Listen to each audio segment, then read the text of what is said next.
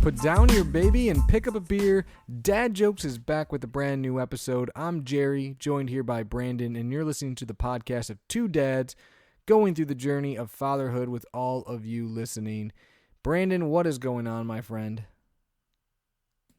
Jerry, it's been a fun week. The Banks household has celebrated Valentine's Day and gotten sleep for the first time in a long time. It's just we're on a nice little roll right now. You've been struck by Cupid's pillow, huh? Not too bad. Hey, it's pretty good, Gerald. Yeah, Valentine's Day. But Brandon, we got our name because we are great at telling dad jokes. So, do you want to start with the dad joke, or do you want me to start? So I'll start because we'll leave in the pre-show. You alluded to the fact that you may have a couple bangers that are waiting, and I got a joke, and something tells me I didn't run this by Kelsey. I should have. Something tells me we've done this before, so I got another one in the cut. But it was kind of, I'm saying this beforehand. We maybe haven't done it, but I do have other options available. But I want to get this out of the way if I've said it before. So, Jerry, what do you call someone who never farts in public? I don't know. Oh, maybe I haven't done this. I don't think I've heard this one either. No. Okay. What do you call someone who never farts in public? A private tutor. A private tutor. Okay. That'll be really bad if we have done it before and neither of us remember. I feel like that'll be even worse. Which might probably will, but if we can't remember, who's going to remember? That's true. That was pretty good. That wasn't too bad. So, what else has been going on, Brandon? What has been going on in the Banks household this past week? This week has been much of the same. Bryce is over the sickness, which I mentioned last week. He's been sleeping, knock on wood, through the night at least until like 5 or 5:30. So Kelsey's slightly annoyed because that falls in her shift, and about she wakes up every day about 5:30 to get ready for work, and if he wakes up at 5 o'clock, that legit kind of sucks. But that's something he's been doing just a little bit. He is still talking nonstop. I mean, I think the kid, I get a video like 2 or 3 times a day of new words that he said. He's been going around saying baby today. He said his aunt's name. He said Aunt Brianna, or he said Briaba. He pointed at a picture. And then it's just, I was putting him down tonight, and I almost like got caught like in a wave of emotion because I'm just like watching him, and we got a book. It's like a touch and feel type book. Those have been working very well at night because he gets really attached to mom and doesn't want to see her leave, so it's a good distraction for me. But he's like just looking at. So one page of the book has like a bunch of shapes, and on one page, and then the page right next to it has like pictures of kids with the same types of shapes, but on the right hand side you can like touch it, feel it, yada yada, and the left hand side is pictures. And he always, I mean, for the last week and a half has been, probably longer than that, been just saying what's that to everything and want you to tell him, which is fun at this stage. I'm sure for the next like year it's gonna get slightly annoying in a little bit, but like I love it right now. And he's pointing at like a square, asking what's that, and it's a square. And he pointed at a triangle, asking what that's triangle. But then he takes it a step further, and he'll point at the square on one side, touch it, and then he'll see like the small little square in somebody's hand or something on the other page, and he'll immediately. It's like you can watch him make the connection between the. It just, I mean, I probably said this. We're on episode 71. I probably said this 65 times. But it's just so fun watching. Like, I literally feel like I'm watching his brain develop. Like, to go from a shape to correlate it with another shape. He's looking around the room, pointing at similar shapes, and he's asking what's that, and I'm telling him, and they're all the same thing. And it's like he like will look up at me, like, and like it's like a eureka moment almost in his head, and you literally are watching it happen, which is, I don't know, like.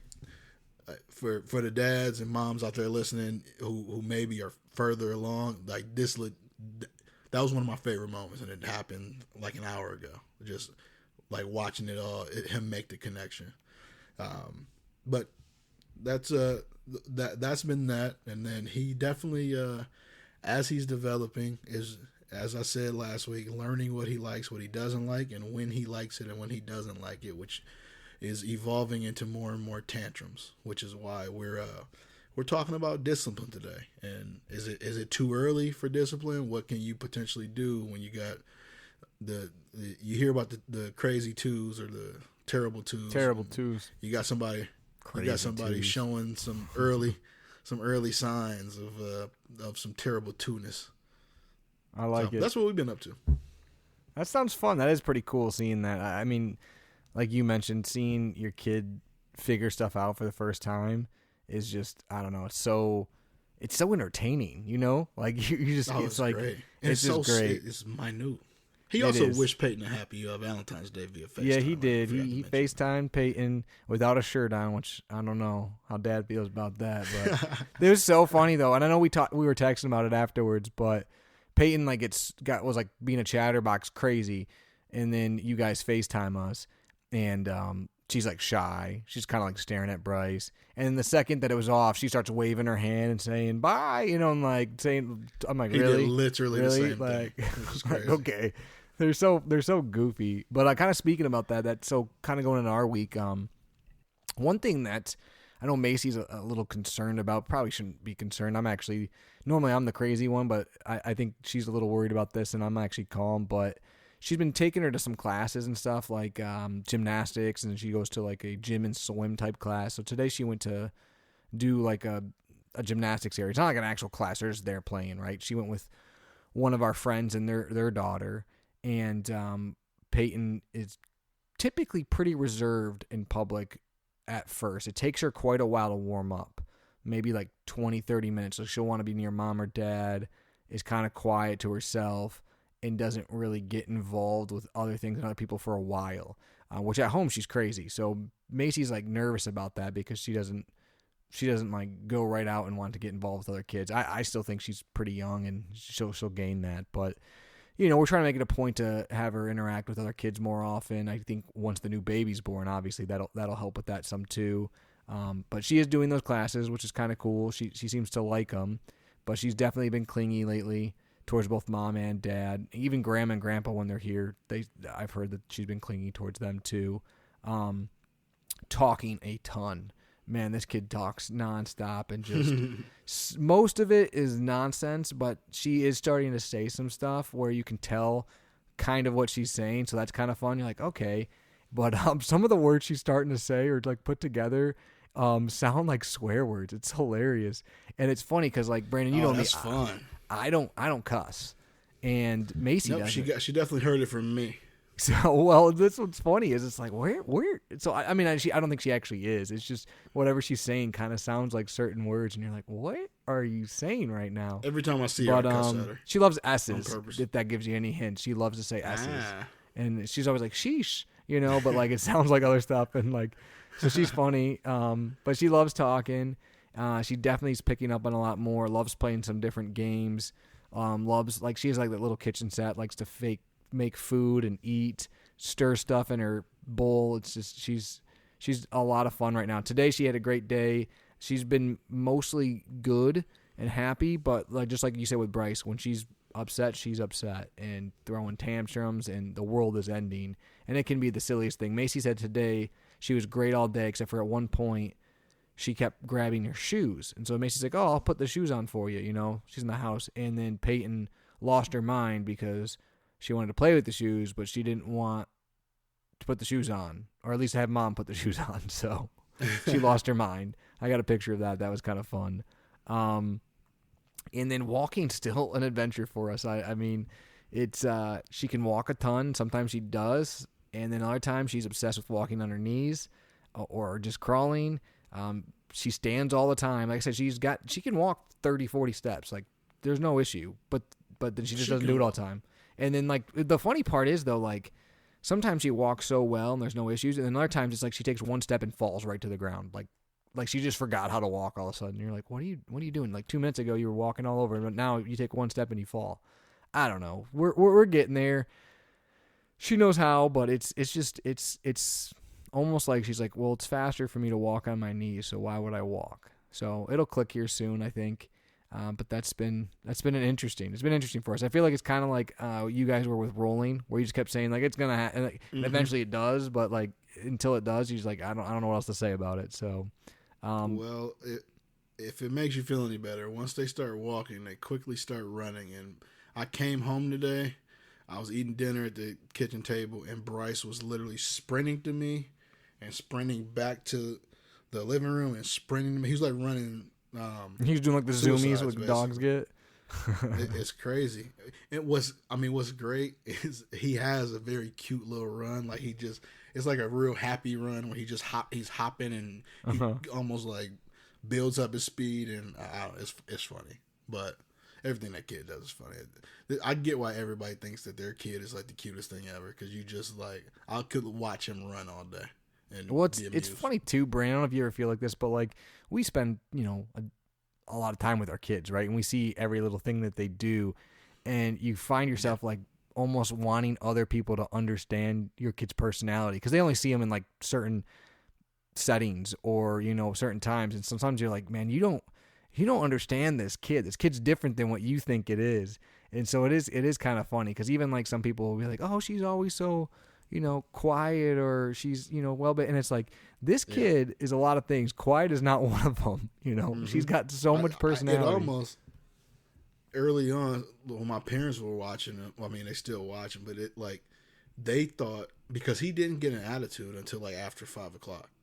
Like, he was perfect for them. I remember that, yeah. And I'm like, man, this dude is a jerk as soon as he gets home. And so all we do is like, we're like, yeah, it was kind of a rough night last night, yada, yada, yada. And they're like, they're looking at us like we doing something wrong, and they wouldn't know exactly what to do.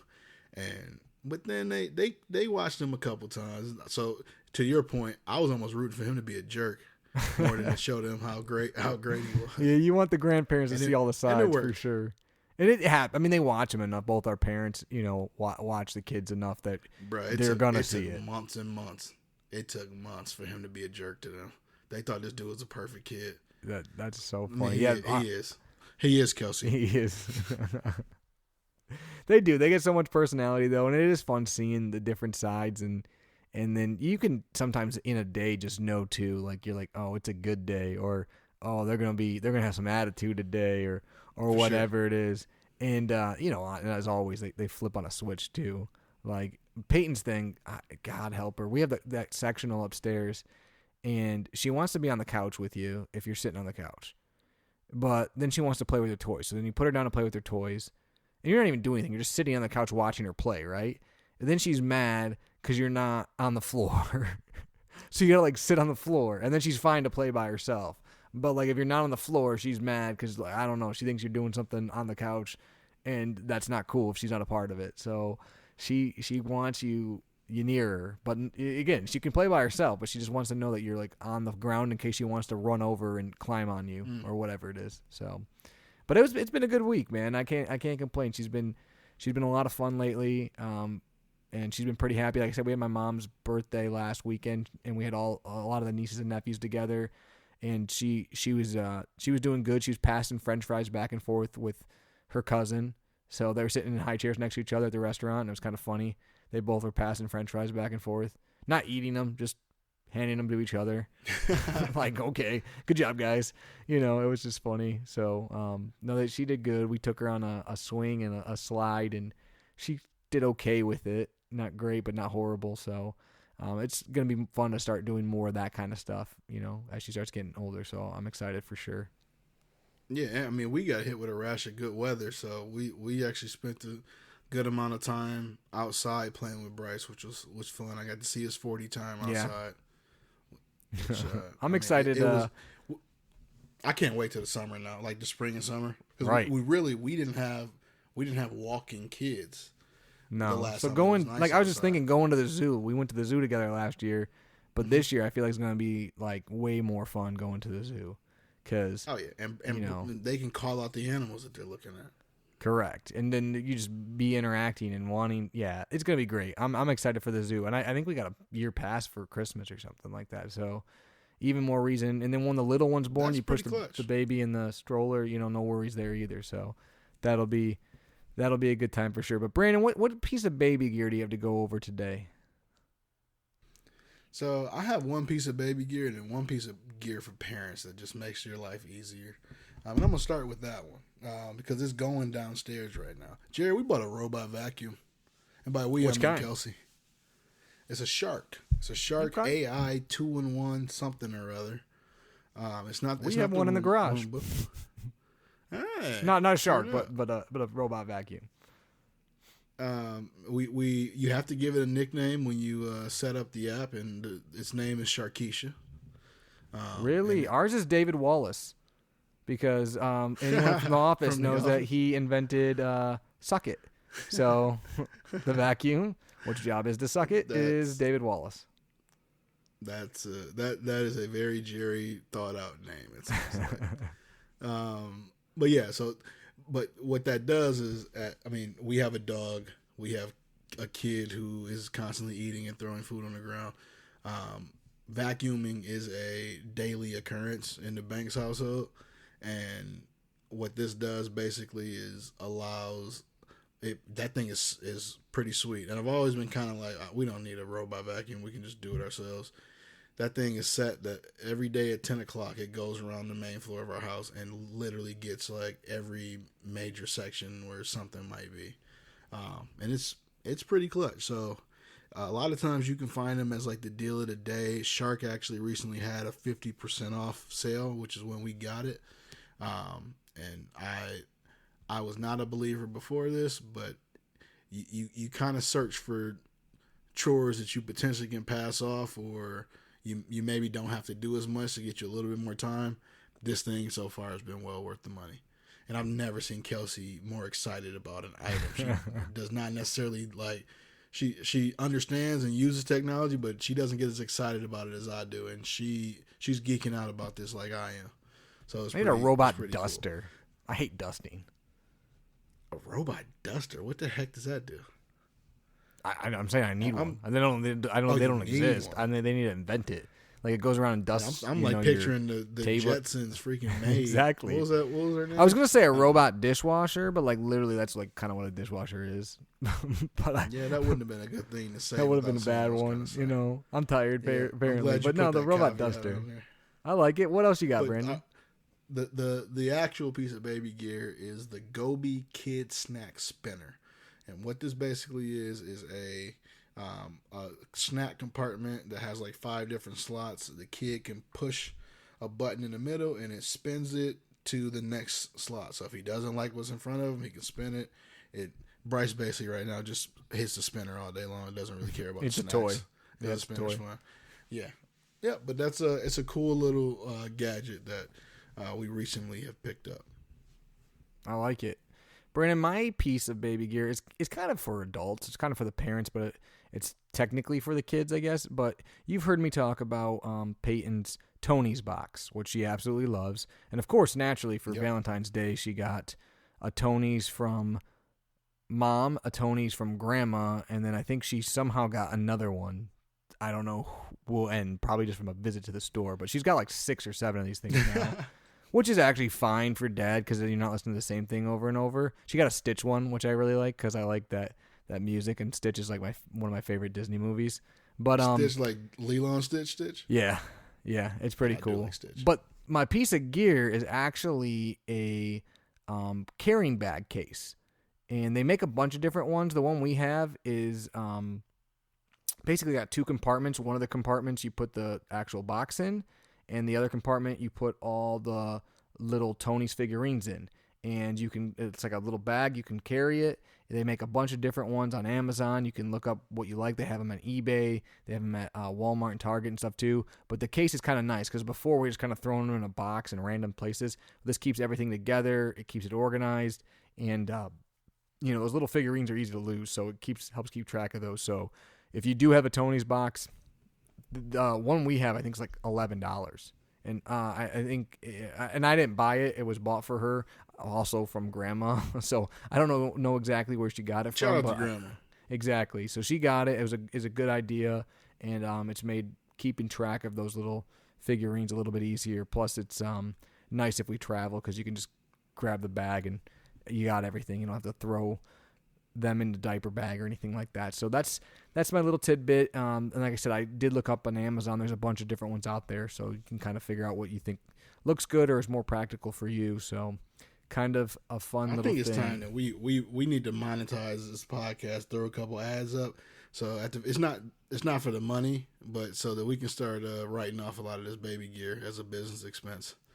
No kidding. Yeah, we definitely, I think between Love Every and Tony's, that's definitely two of the ones that we sponsor. Nanit too. I mean, Nanit's got to give us something. We're spending some cash to keep coming up with this baby gear. Don't get me started. I made a joke, actually, if you check out our Instagram page, anyone, I made a joke on there. I said, I don't remember getting Valentine's Day baskets as kids because not only did Peyton get a Valentine's Day basket with a bunch of little toys and goodies in there, but so did the unborn baby. So I'm like, why did she get a basket? She can't even open anything. So she got some clothes and different things for her when she's born. So yeah, we got baskets for that, and I know Easter's coming up. Y'all figure out a name yet, Jerry? I'm pretty sure we have a name, but we're not sharing. That's for my sure. guess is Penelope, and your wife know told me what's great? That's what her mom guessed. Oh too. yeah, I was gonna say, my mother-in-law says it all the time. So she all the time when referring to Macy's belly right now, it's always, how's Penelope doing? Or she always does something with a P. So Penelope Piper or something like that. She's convinced that I actually like the name Piper a lot. Well, there is a name that starts with a P that I like, and I definitely got shot down on it. I won't say it on here just in case anyone's kid's named that or not, Peter. but I love the name. Yeah, exactly. He wanted to name his daughter Peter. Paul. Very biblical. We went Peter and Paul. Good job. Yeah, exactly. But no, yeah. So did Macy throw a tantrum when you said you wanted to name her Peter? Oh, Macy's convinced that because I picked Peyton that she's getting her way with this one, which she probably is. So that's okay. Yeah, she probably is. What I tried to do there is throw you a little alley-oop for the. I didn't actually think Macy threw a tantrum. You're doing a segue. Yeah, you're doing a segue. Which is nice. Which we can go right into the segue. Today's topic. Macy, I didn't think you were throwing a tantrum. Well, it's funny, Brandon, as you mentioned tantrums. We have had tantrums as a topic here before. Today's going to be a little bit of a twist on that. We definitely have experienced tantrums, but what do you do when the kid's having a tantrum, or how do you discipline them, essentially, is what we're getting into. Or do you discipline them? What does discipline look like for a young child? So, 2 and under, even 2.5, somewhere around there, what does discipline mean? And, as far as discipline, I guess what I'll start by saying is discipline kind of has a negative connotation, but discipline doesn't have to be negative, right? Discipline's supposed to be teaching the kids, and, there's consequences to actions, and that, what kind of behavior is acceptable, and that you want them to practice to grow up to be good young children. So, I don't want to look at discipline as a negative thing here, but Brandon, this is kind of your idea, so I'm going to let you lead off and kind of go with what you found and kind of your thoughts on discipline. Well, I mean, you and I know this is a dad joke drinking game phrase, but you hit the nail on the head because discipline absolutely does not mean a negative thing. Discipline, the way I look at it, Kelsey looks at it, is a teaching moment, and it ultimately means teaching them and explaining them what you want. For us, it's been, at what point do you start the discipline or the teaching and the correction? And for us, it started already. And sometimes it almost feels like you're talking to a brick wall who doesn't really care what you're saying, but you kind of just got to stick with it and pay attention. And for me, the discipline is not just on the child side; it's on the parent side as well, because it's having the discipline and the patience to understand why your kid may be reacting the way that they are, and we'll kind of get into a little bit of that in a little bit, but how you can also potentially predict or set them up for success. We've talked about that. That's been an overarching theme of our episodes, is setting your kid up for success. And a lot of times, if you know and understand your child. Sometimes stuff is unavoidable, but you can help in setting their day up to be better, and you may not ultimately deal with the tantrum. So I mean, that's kind of where I would start, and we can dig into what potentially would cause this as well.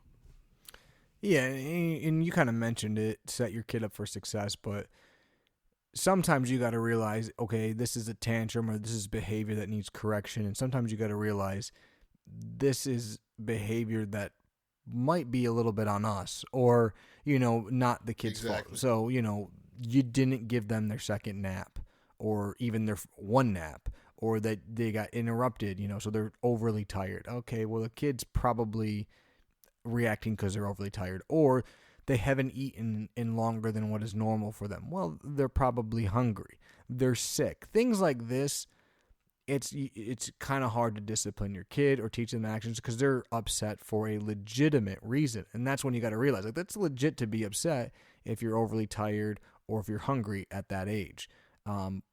What is not acceptable? Okay, throwing a temper tantrum because you want something that you're not supposed to have that can harm you. Like you want to play with the scissors, or you want to eat something that is, they see a snack or a treat and they've just ate a bunch of stuff and they don't need more food and they're just doing it because it's, they think they can get more. And if they act like that, they can get the second pouch or another cookie or whatever it is. Those are the types of things that you perhaps want to correct. Or a big one is, like I said, they are mad because they can't get to a toy, or they can't get to play with something they're not supposed to play with, essentially, at that point in time, for one reason or another. So that's the step one, I think, is discerning, is it legitimate, or are they really acting in a way that needs to be corrected? And mileage may vary in the opinion on correction and what you may do.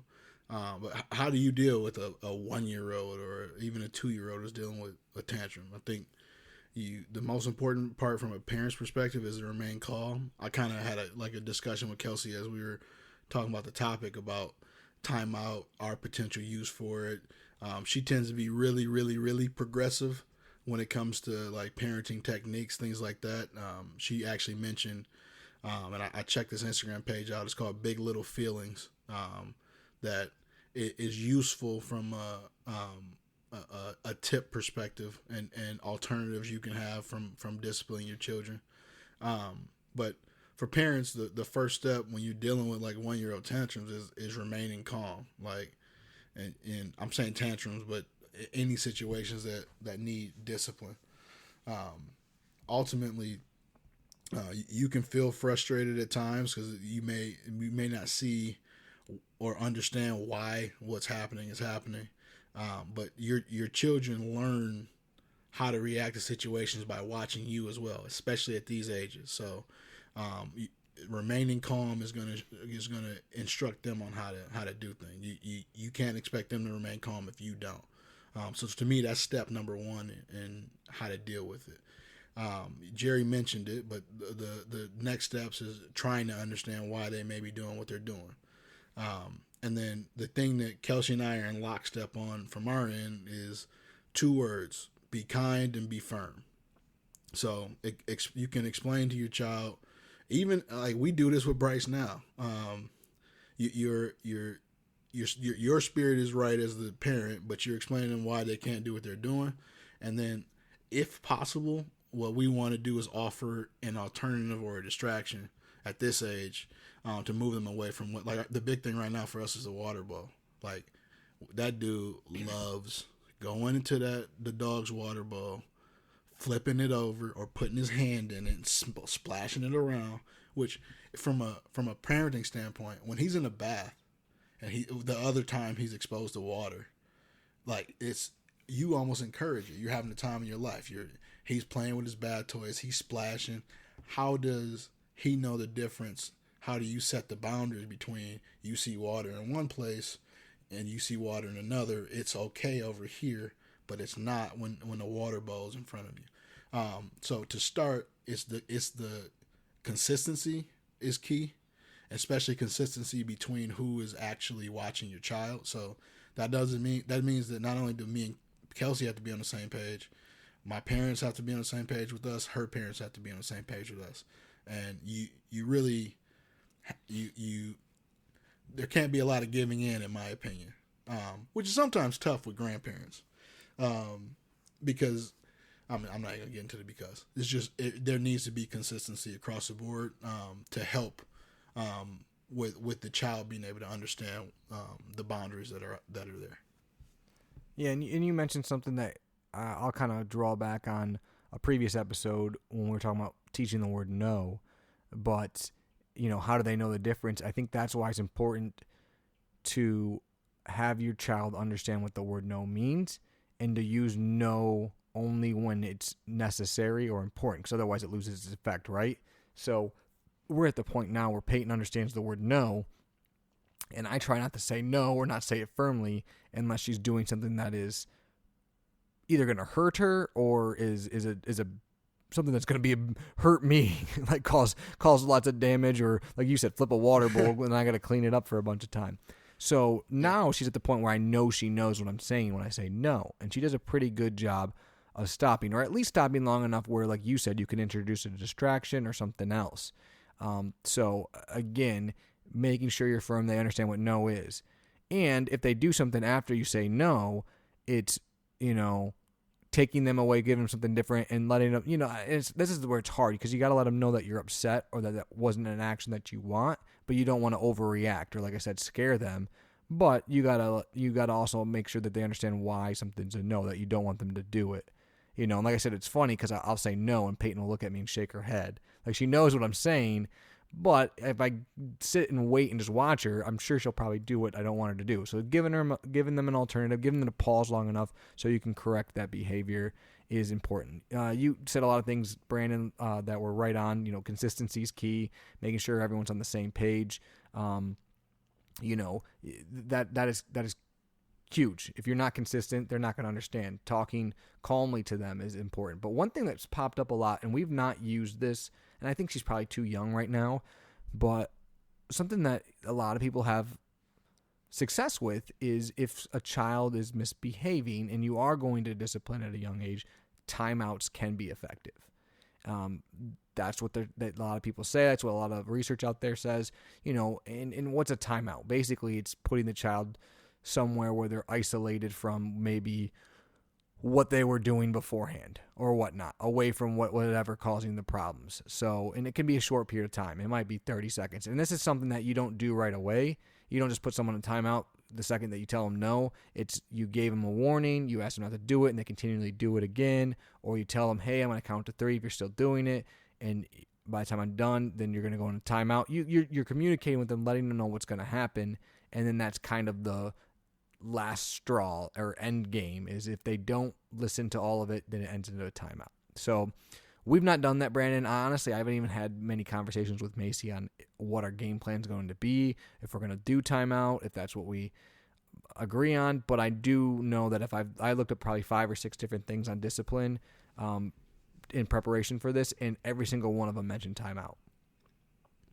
And I think the key, from my perspective, is whatever you're using, if it's timeout, if it's a different method, taking the time to explain to the child why you're asking them what they're at. The worst thing from a child's perspective, I remember I grew up in a house, and this is what's funny to me, Jerry, even about this entire topic, because I feel like before I had kids and really started paying attention to like researching topics like this, my mentality on this is like, it's kind of the same way my dad was. Like, why do you need to do what I'm telling you to do? Because I said so.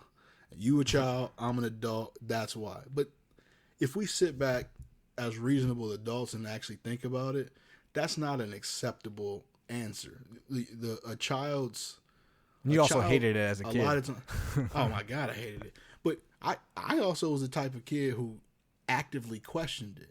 And my dad and I would butt heads about that type of answer. Oh, I do that all the time.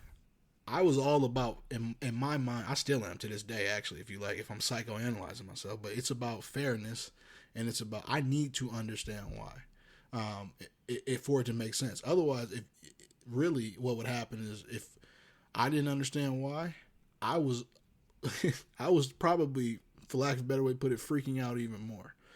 So I think that's important from an early age is no matter what there does need to be a consequence for certain actions, but you also need to be able to understand clearly at your child's level why they shouldn't do what they're doing, what the consequence would be, so they know what the stakes are to a degree. The other thing, you mentioned different like examples of like non-tantrum situations. A lot of kids have issues with transitions at this age and going forward. So transitions can be a few different things. Transition could be transition from I dropped Bryce off at my parents' house, and it takes a second to adjust.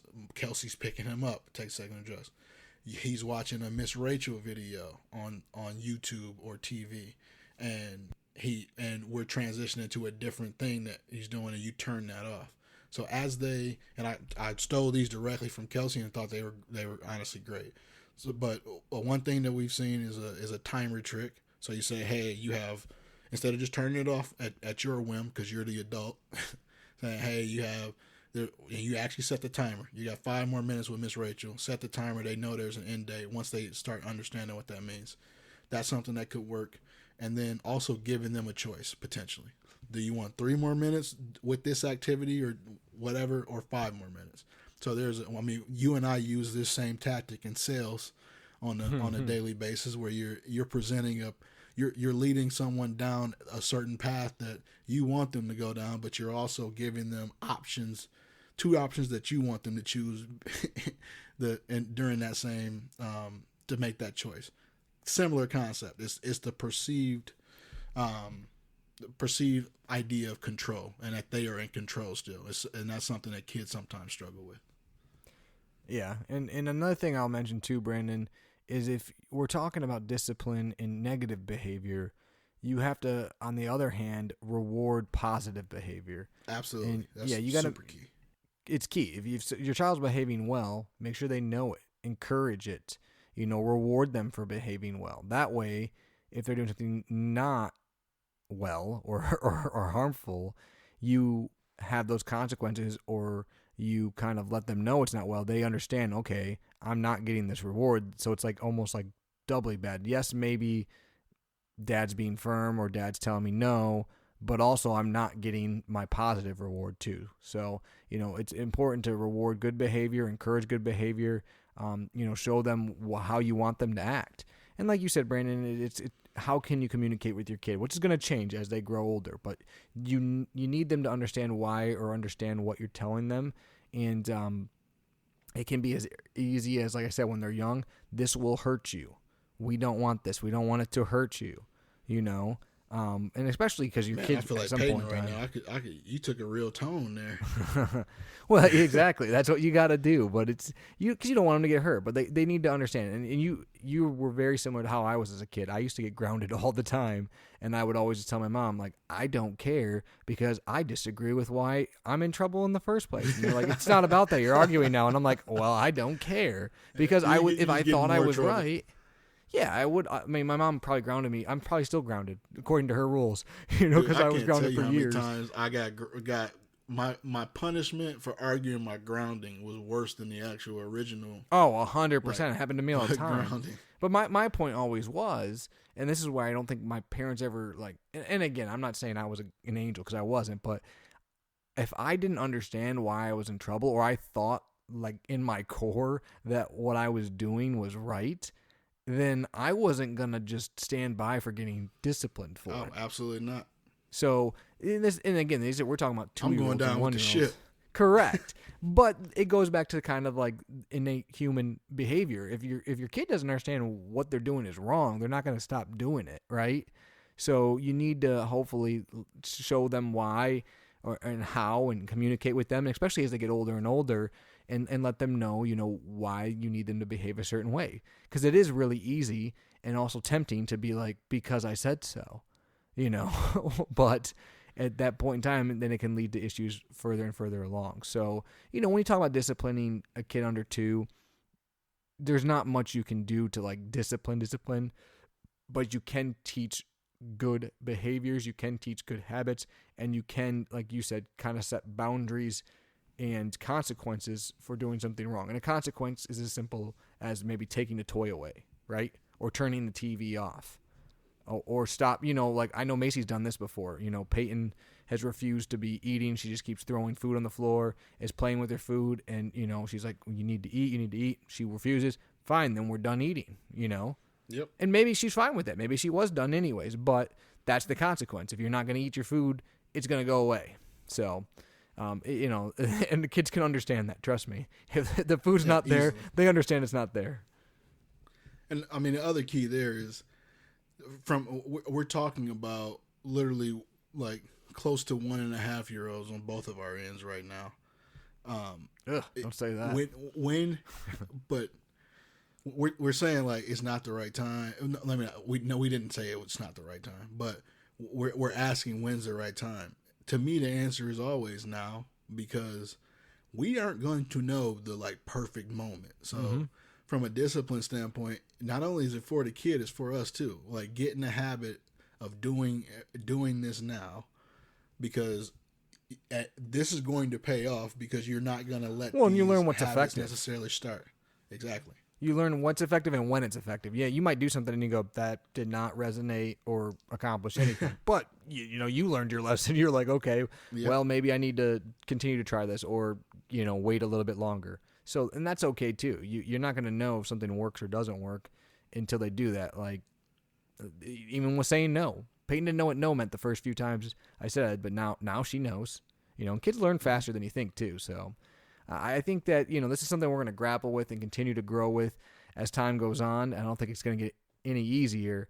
But like you said, consistency, having people be on the same page, and making sure you're having your kid act in a way that you want them to act, through communication and good practices, it can go a long way to not raising bratty kids, right? Which is important. I mean, it's exactly right. For me, I can sum it up in 2 thoughts: be kind and firm, be positive, and be patient. And that's what I think. If you follow that, however you decide to ultimately discipline, if you keep those, I'll call it my tenets in mind. That's a great word, by the way, a tenet. It was actually an underrated movie with Denzel Washington's son as well. Just there's my little my sidetrack. But positive and patient, kind and firm, however you discipline, that's gonna take you a long way, in my opinion. I like it, Brandon. Well, speaking of kind, I have a dad joke that is not kind. Basically, I've been waiting on this all episode. Well, it's funny because like Macy doesn't usually give me dad jokes. She'll ask me, but she doesn't usually give them. You gonna throw Macy under the bus for this? No, this is good. I'm giving her props here because we're sitting at dinner and she's like, "Do you have a dad joke yet?" And I said, "No." She went down some rabbit hole, and I don't even know where she was on, and she found some dirty, dirty dad jokes, a lot of which I won't say on here. She even you told me one of them already. Shout out, Macy. I did. That was a Brandon level joke. She wanted credit for this one, so I'm going to tell you one. But anyone who's maybe sensitive, this one's definitely more PG-13 rated R. But I thought this one was funny, but not gross like some of them were. Man, some of these were I was like, "What are you reading?" But this one's funny, Brandon. You ready for it? Macy, I'm waiting with bated breath. What's the difference between a tire and 365 used condoms?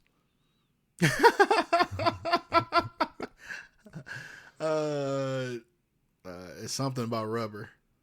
That's what I thought, too. That's literally exactly what I said to her. That's what's funny. It's not. But the punchline is this, Brandon. What's the difference between a tire and 365 used condoms? One's a good year, the other's a great year.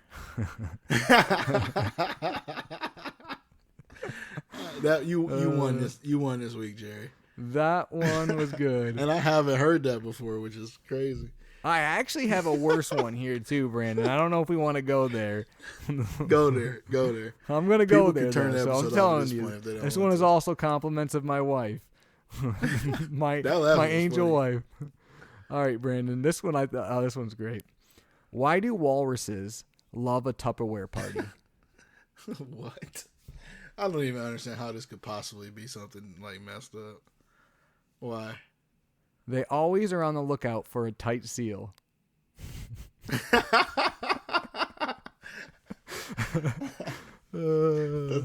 Shout out to Macy. Where is she Those are getting good. these jokes at? Though? I don't My know. I question. still don't know where she got them from, but I'm gonna have to go to the well and go to her for some more. Those are funny.